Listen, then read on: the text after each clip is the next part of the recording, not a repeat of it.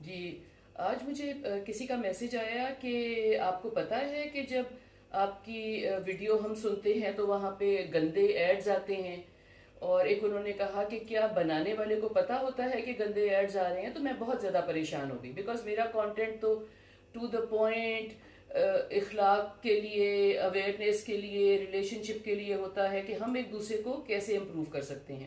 تو مجھے بہت افسوس بھی ہوا اور میں نے بڑا اس بارے میں سوچا۔ تو آپ کو پتہ ہے کہ ہمارے کانٹینٹ کے اوپر ایڈز کیا آتے ہیں؟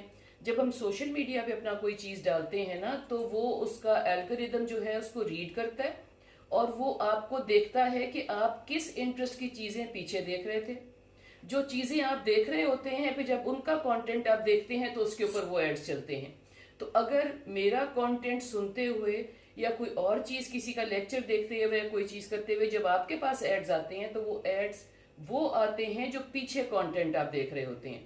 اس کا اللہ نہ کرے بالکل بھی میرے کانٹینٹ سے کوئی تعلق نہیں ہے، یا جو کوئی آپ لیکچر سنتے ہیں، کوئی آپ اور ریلیجس چیزیں دیکھتے ہیں، کئی دفعہ بہت سی چیزوں کے اوپر غلط ایڈز آتے ہیں، تو ان کا بنانے والے سے بھی کوئی تعلق نہیں ہے، اور بنانے والے کو اس کا معلوم بھی نہیں ہوتا۔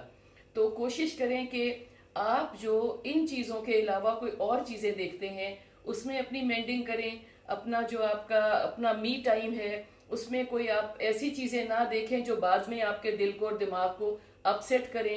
کچھ ایسی چیز نہ دیکھیں جو آپ اپنے بچوں کے سامنے، اپنے پیرنٹس کے سامنے، اپنے اسپاؤس کے سامنے یا اپنی فرینڈس کے سامنے نہ دیکھ سکیں، اور آپ کو شرم آئے کہ آپ مینشن کریں کہ میں اس قسم کا انسان ہوں، اس عمر کا انسان ہوں، فیملی اورینٹیڈ انسان ہوں، اور چیزیں میں یہ دیکھتا ہوں۔